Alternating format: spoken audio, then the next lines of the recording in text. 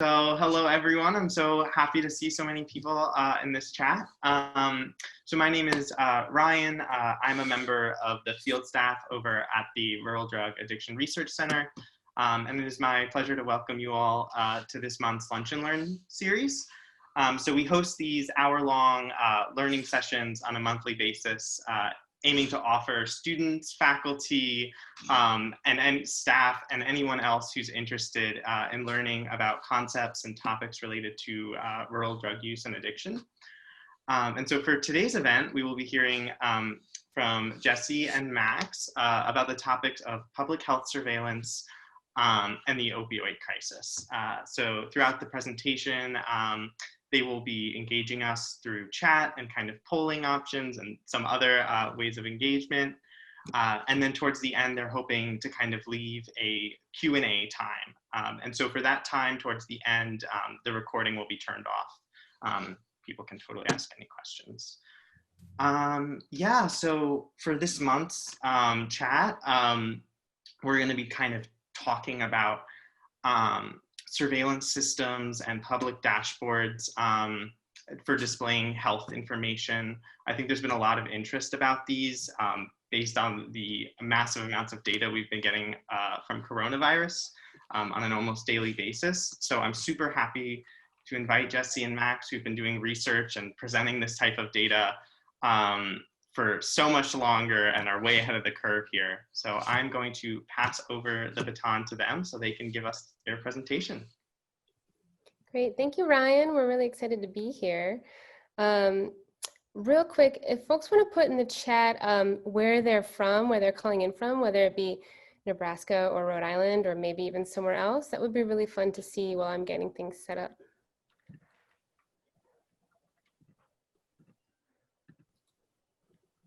We've got Callie and Lincoln. Anyone else want to chime in? Omaha, Lincoln, great. Lincoln.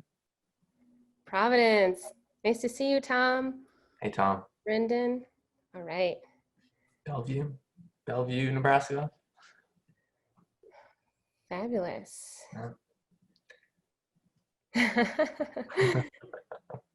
We love the Rhode Island representation. We did send this invite out to some of our colleagues in Rhode Island, so it's going to be a fun mix of tiny New England state that's densely populated to large Midwestern state with a little bit of both. So today we're going to talk about the website Prevent Overdose RI. We call it PORI for short. It's basically a collaborative data dashboarding resource for our state here in Rhode Island. We launched it back in 2016 as a result of the overdose crisis here, and then it became a hub for all things data in our state. From the beginning, in about 2015 is when we started talking about doing this, and from day one, we were really focused on plain language and accessible data. So it was collaborative all along the way and accessible all along the way.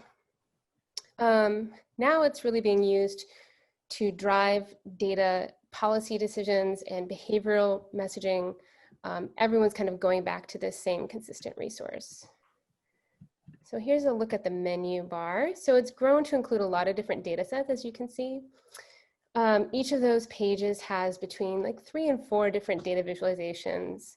We also have a lot of community resources, educational information, and we track some of the emerging issues. For the last couple of years, the emerging issues have really centered around fentanyl, but now we're really shifting to include more information about COVID-19. The biggest thing that PORI does for us in our state is really to track the governor's overdose prevention and intervention action plan. And it helps to create some transparency around the key metrics in that action plan that we use to measure our progress in making against the overdose crisis. Here are a few sample pages. So we've done a lot of work creating PORI. It's constantly being updated. It's definitely a community-based effort. We've got support from content experts, the governor's task force, community-based partnerships. We have an overdose data working group that does review a lot of the work here. And then we have a lot of support from state agencies. So what we're gonna do today is kind of present 2 case studies. One is PORI, because this has been kind of a long-standing experiment in data dashboarding. And we're going to kind of contrast that with this new rush of COVID-19 data dashboards and kind of the pros and cons of each. So if you're to look at PORI as our first case study, basically we're providing wide access to the data, but it's curated data based on our audiences. And our real goal is to increase transparency and accountability for those key metrics that people care about in the action plan. And then making sure that they have the right data necessary to drive their policy decisions and behavioral messaging. So here you can kind of see that we have kind of a standard of transparency and clarity when it comes to overdose data sharing and using data to drive our action.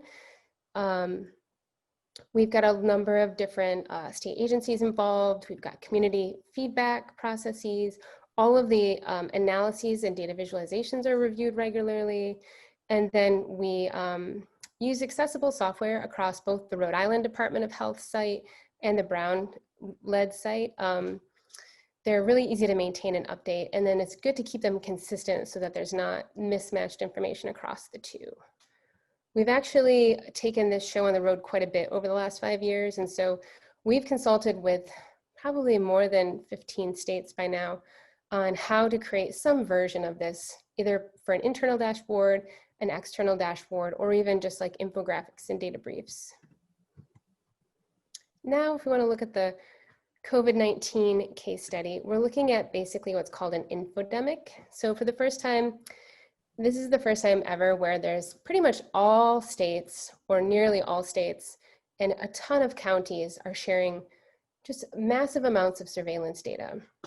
And they're doing this in almost near real time. So this is unheard of.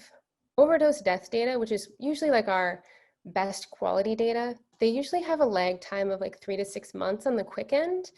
And with COVID-19, we're seeing daily data updates. Sometimes there's a lag of like a week or two, but not a lot of time is really going into that lag. So it's truly a phenomenal effort.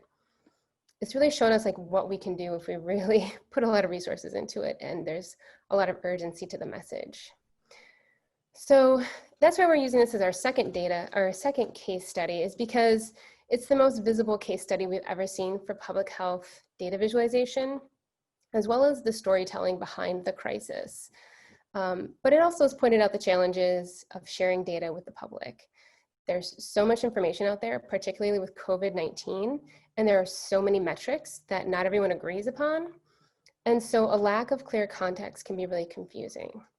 And we're also dealing with an onslaught of misinformation as well, some of it coming from key leaders in the country. And so this makes it very confusing for folks to look at local data and then look at national data trends and then try to distill which leaders to follow in terms of their interpretation of that data. But we do know that people are really hungry for information. They like transparency and they really like clear visuals that are pretty to look at, and they want to know what the numbers mean for them. Okay, so now we're gonna do some quizzes to get us warmed up. Let's see here. I've got a poll here. Oh no, they're all going up at once. Can you guys see all 4 of them right now? Yeah. Okay, hold on a second. Well, we don't want to do that because it builds on each other. So let's use the chat box real quick, if we can do that as a workaround. And then I'll launch the poll for the last one. So what do you think the average reading level of an adult in the US is right now? 5th grade reading level, 9th grade reading level, 10th grade reading level, or 12th? People are mostly saying A's and B's. A's and B's, yeah, great, we've got some consensus there. So technically it's 9th grade reading level. If you're working with community-based organizations with folks who have a lot of struggles, obviously that is probably a little bit lower. So it's good to know that you're working with people who need a little bit more accessibility when it comes to the language that we use. So our next question, health information in the US is usually written at what reading level? 5th grade, 9th grade, 10th grade, or 12th grade? Use the chat box. Get a lot of D's and C's. Nice. Oh, this is so fast. Good job, everyone. So it's usually written at a 12th grade reading level. So there is a gap there. And the gap is important because when it comes to health literacy is really the idea that people are able to use information to make informed decisions about their own health. So health literacy and reading literacy are really closely aligned, and the same things go for data literacy. We're asking people to use some information, some data that is going to help them make their next choices about their behaviors. So this is a little bit more timely. What percentage of US states had official COVID-19 websites with an 8th grade readability level or lower, meaning that they would fall into that category of reaching the average American? A would be 0%, B would be 25%, C 55%, or D 100%. Got a mix of A's and B's. It was 0%. And granted, these were data dashboards and websites that went up in the middle of a crisis. I can't say that, you know, without much practice, that would be really easy. But at the same time, we've been doing this for about 6 months now, and it's a good time to revisit our efforts. Yeah, people are pretty upset about that. So are we. So I'm going to relaunch the polls again. If you can just answer number 4 for me. What is your confidence level when reading about and or working with public health data? And this is a presentation designed to have a little bit for all audiences, so feel free to answer honestly. And you can say A, I run away from data, B, I can tolerate it, C, I get excited about it, or D, I live and breathe data and charts. Max, was that you chiming in right there? The first answer was the first answer was D. I'm just trying to figure out how to actually submit a Yeah, it should be a little window that pops up. So it should be like a separate little, it's like a black pop-up window so it can kind of disappear easily. okay.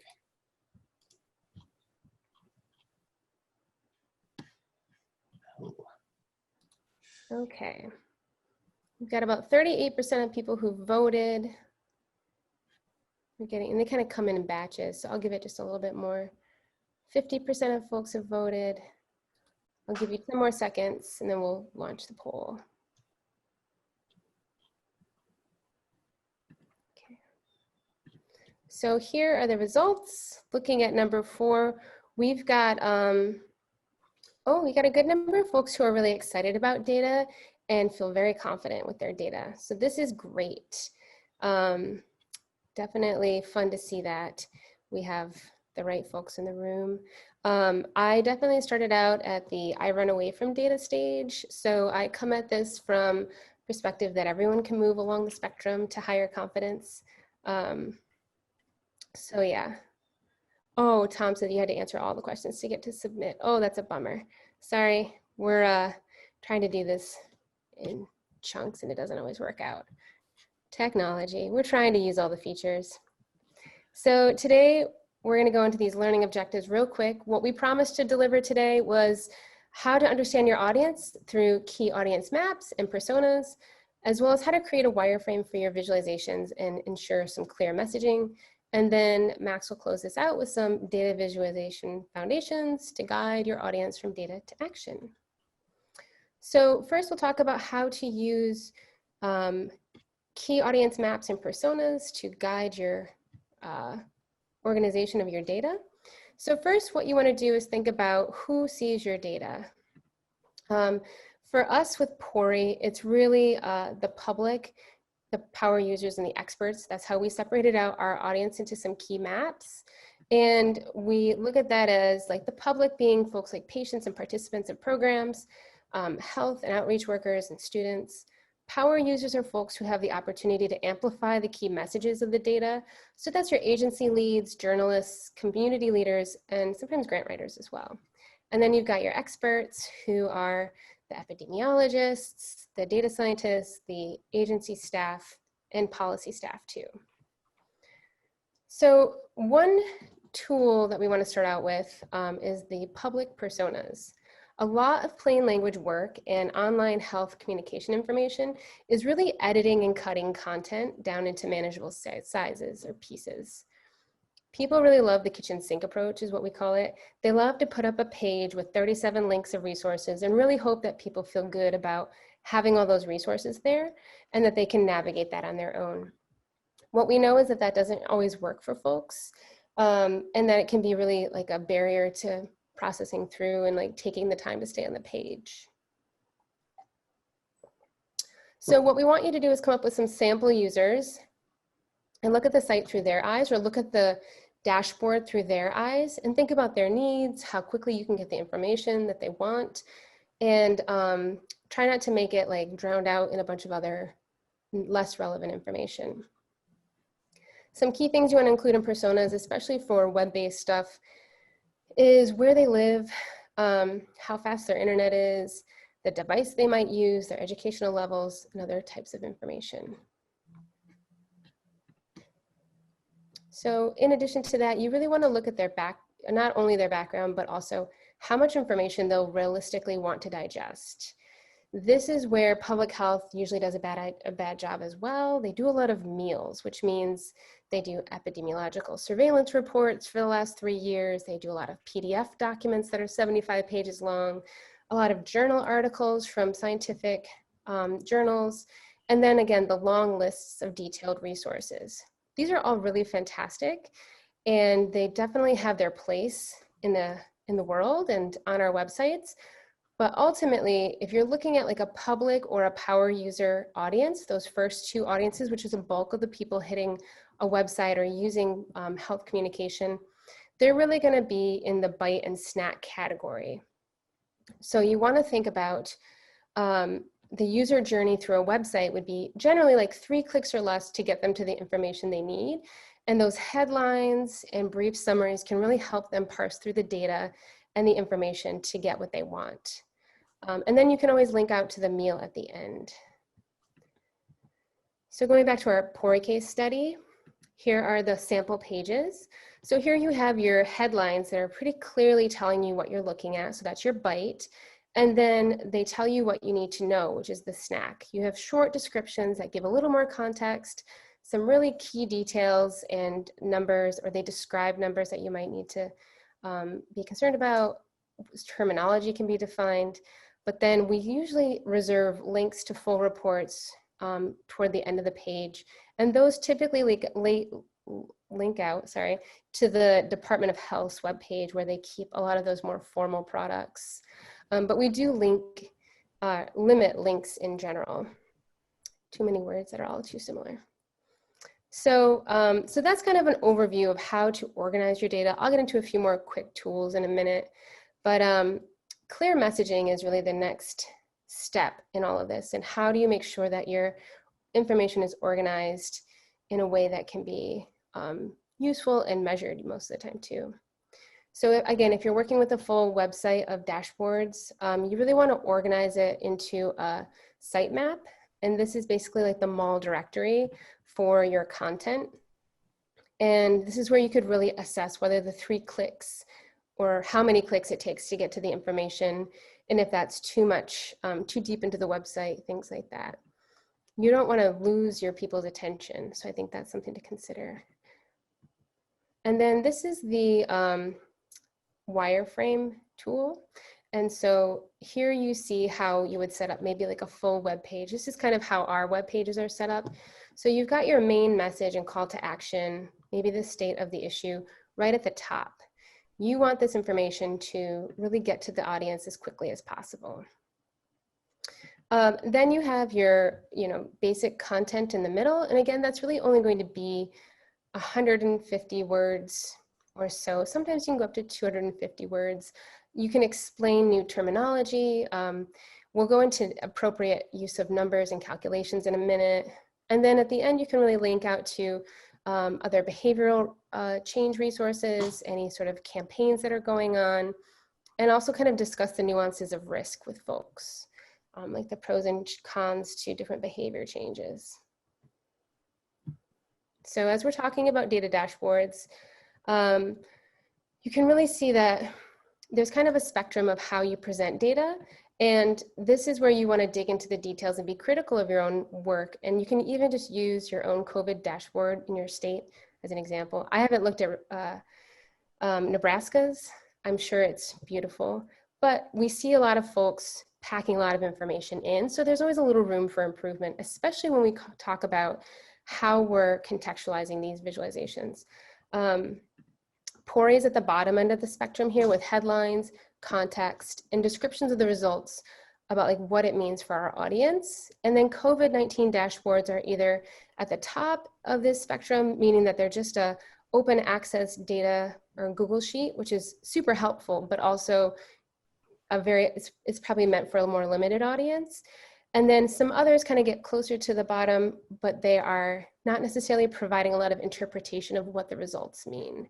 So our recommendations are generally to move away from row level data or complement it with something that provides headlines, context, and interpretation.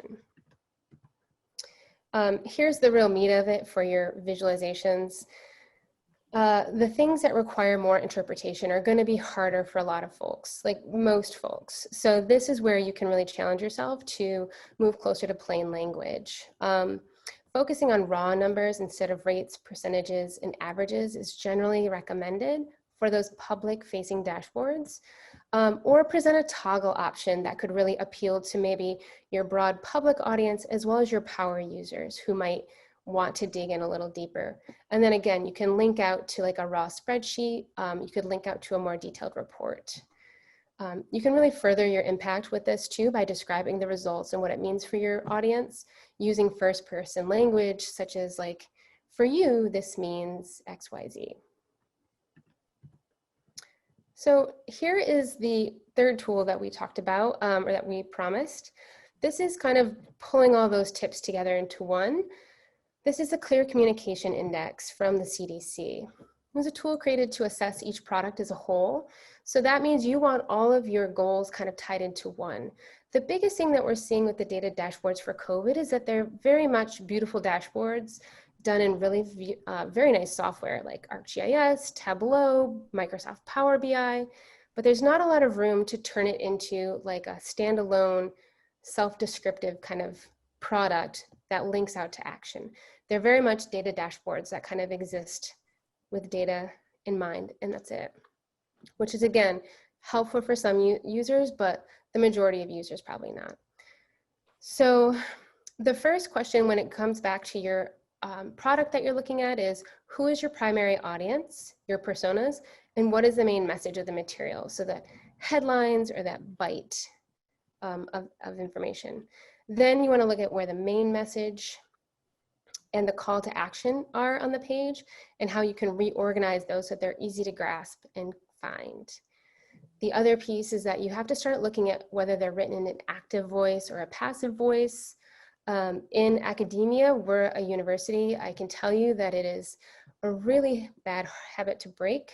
People always write in the passive voice. It's very, very much part of the culture at a university. And we're constantly working with folks on how to edit their work back into the active voice. And then in addition to that, getting it into a range of like 6th to 8th grade reading level. That is a really challenging thing because you're looking at you know, shorter sentences, words with fewer syllables, and you're really looking at, you know, just overall concepts that can't be described in too many words. So editing down to a low number of words to make sure that you're, you know, focusing on the most important content is hard for people. And so we use some tools like Grammarly. We use another app called the Hemingway Editor. Those are all listed on our resource slide. And then we use this clear communication index to kind of give ourselves a score on each of our pages. And that's also the other tips that they go into, using chunking of information, using white space, bullet points. All of these things help draw the user's eyes into the right spot on the page so they're not distracted. So for data-driven products that really include a lot of numbers and calculations, plain language communication and clear communication really stresses the idea that you don't want to ask your audience to do too much. So you want to make the numbers accessible. You want to clearly explain things with words about what the results mean for them. Clearly explain any new terminology, all of these things that we've been talking about For COVID-19 surveillance, a lot of that language is brand new for folks. So making sure that we define it as often as possible is super important. And then all the other tips that are listed there, toggles are a really great option too. So that's all I've got. Max, did you want to take it from here? Yep.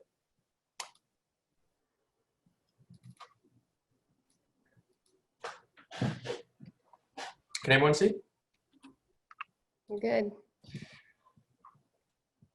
Great. So hi everyone, my name is Max Krieger. I'm a data manager at Brown.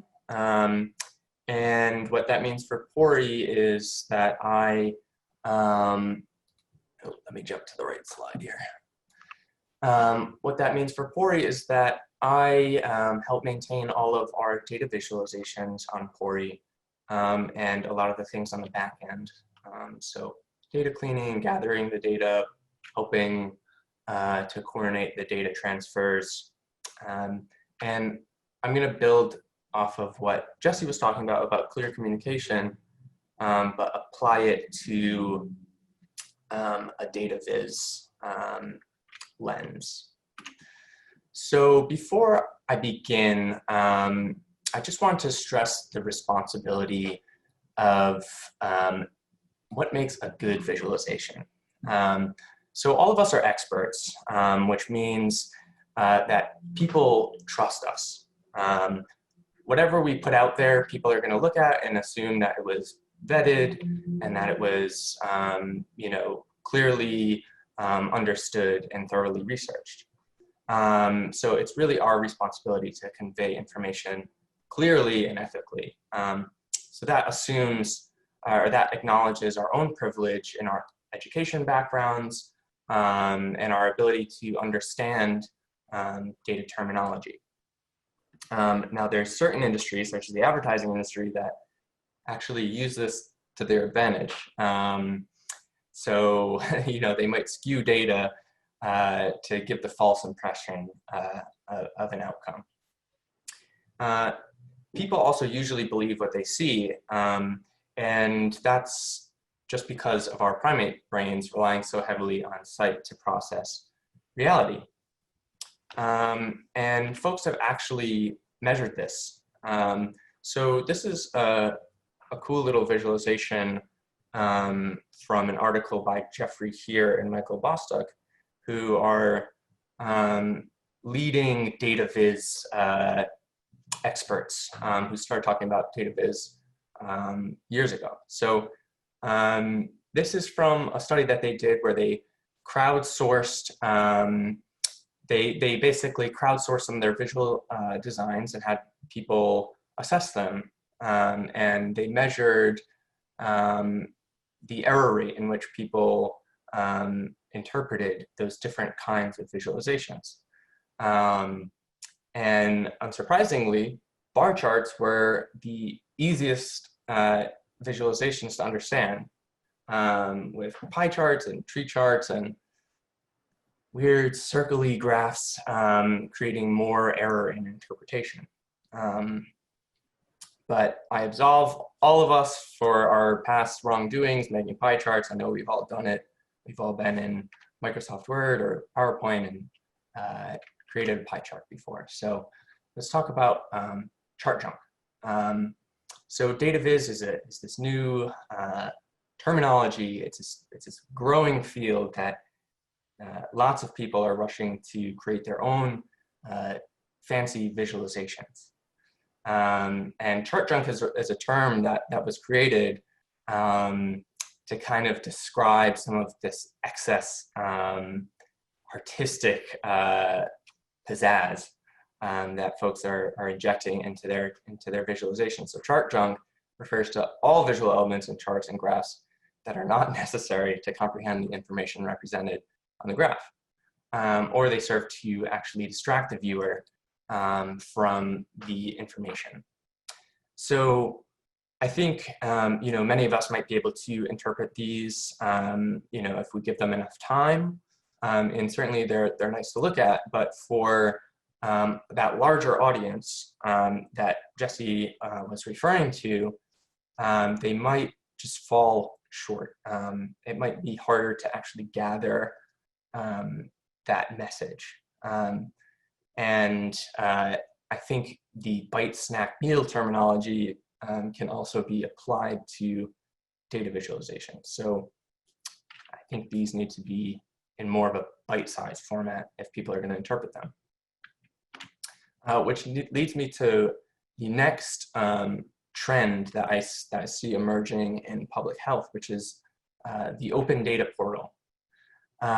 And open data portals, I think, are a blessing and a curse. So I have two here. One is from the Connecticut Data Collaborative, and the other is from the New York State Department of Health. Data portals basically give the user access to all of the information available through the states. So this is great for a lot of reasons. It gives a sense of transparency.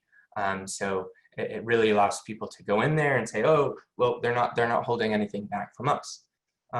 It's also great for people actually maintaining the data on these websites, because there's really minimal upkeep you have to do other than just making sure there's new data in there.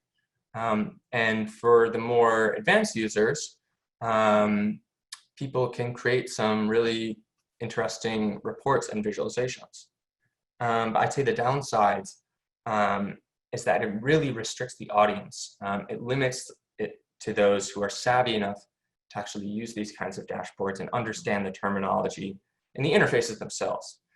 And sometimes they're a little, you can kind of see on the Connecticut side, I just selected all of the different counties, and it created this really cluttered graph.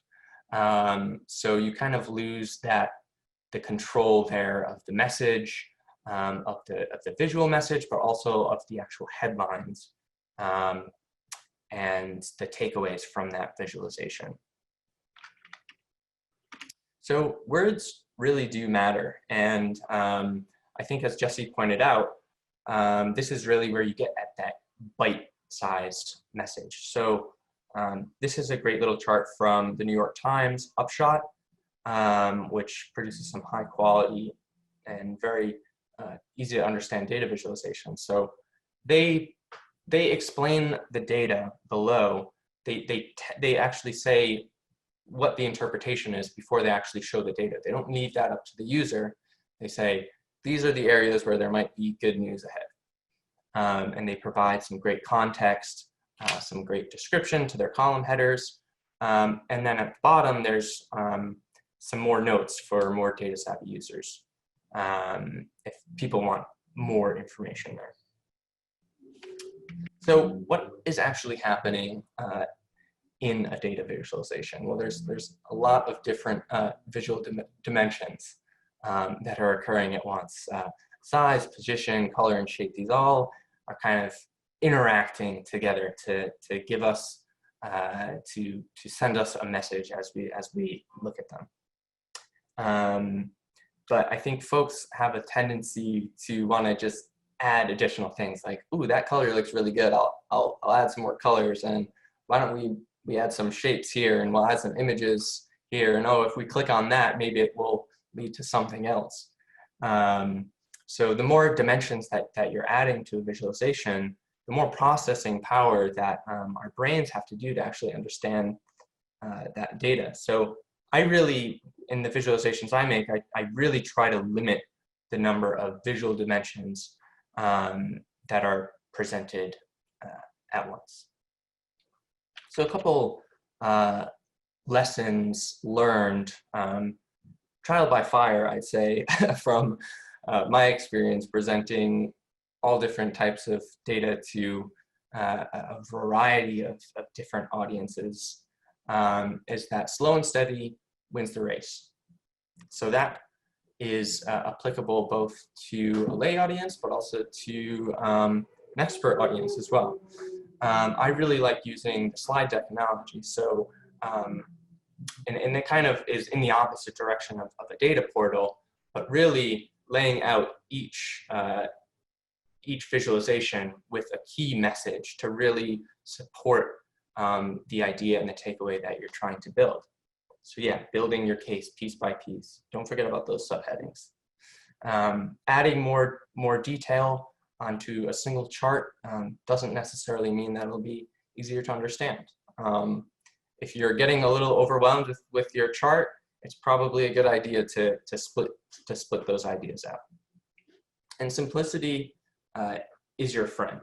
Again, bar charts, kind of boring, but they have been used throughout history. And there's a reason why, because you look at them, you know exactly what's happening. And like Jesse said, writing at an 8th to 10th grade reading level or lower, with data visualization, that means using mathematical terms that are appropriate to that audience. So not everyone understands what a rate is, or a population adjusted rate, or an age adjusted rate. So it helps to actually explain what that means.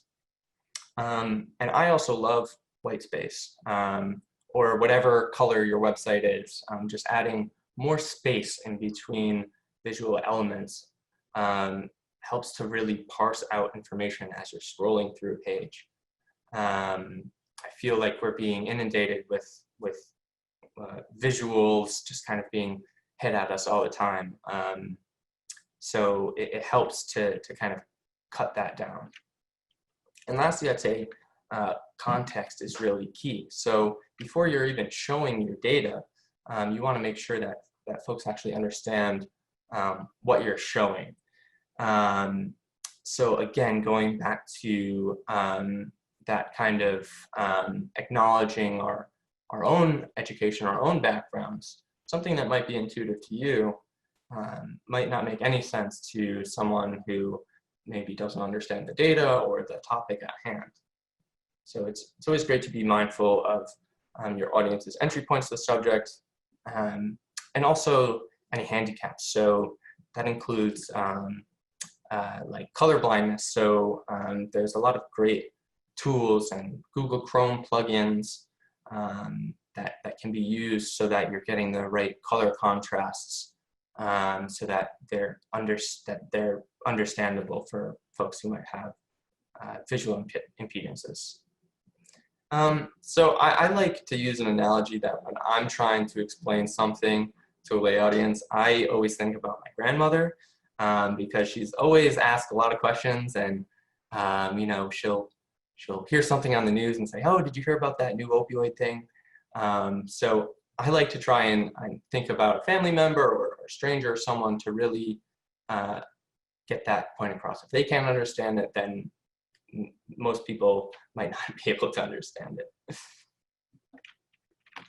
I also wanted to touch on maps. Maps are a super powerful tool in public health, and I think they're being used and adapted a lot more. But there's actually a lot of things happening under a map that I think deserve a little explanation. So they really give a physical feel to our data. If you look at a map, you're able to understand the situation very clearly, and that helps with strategic placement of services or understanding where there might be gaps or you know, hidden burdens among different communities or different areas of a state or a county.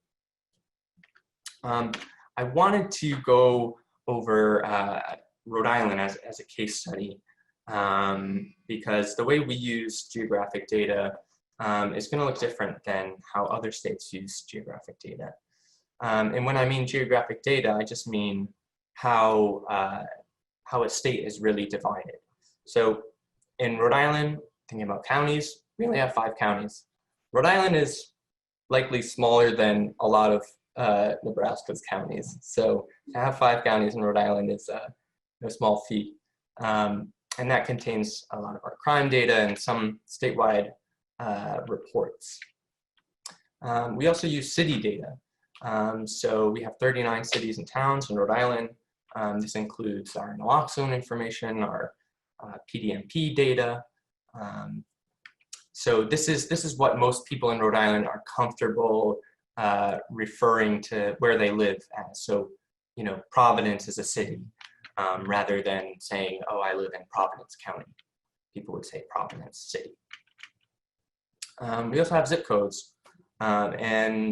Zip codes in Rhode Island are actually sometimes referred to as towns. So someone might say, I live in Chepachet. Well, Chepachet is a zip code that actually crosses the boundary between multiple cities. So you can kind of see where the discrepancies are happening. So some of our zip code data includes healthcare data like medical records. Some data sets are switching over to be zip code, and it's because it's more granular. And lastly, one of our most granular geographic levels are census tracts. There's also census blocks, which are a little bit smaller, but census tracts we've used in the past to really profile neighborhood and community information. Census tract information is available publicly, so it can be a great tool to kind of understand what populations look like in those certain areas. So again, not all of these divisions really play well. So when we present information on a map, we really have to point out some of these peculiarities and be as clear as possible explaining what is presented on the map. So for the census tract information, we actually started calling that neighborhood level data because we thought it was a little bit more understandable for folks living in those different areas. So I also wanted to kind of highlight the same thing with Nebraska. Nebraska's 63 times the size of Rhode Island, so it's going to be a little bit different. I think Nebraska uses, a lot of people use counties in Nebraska.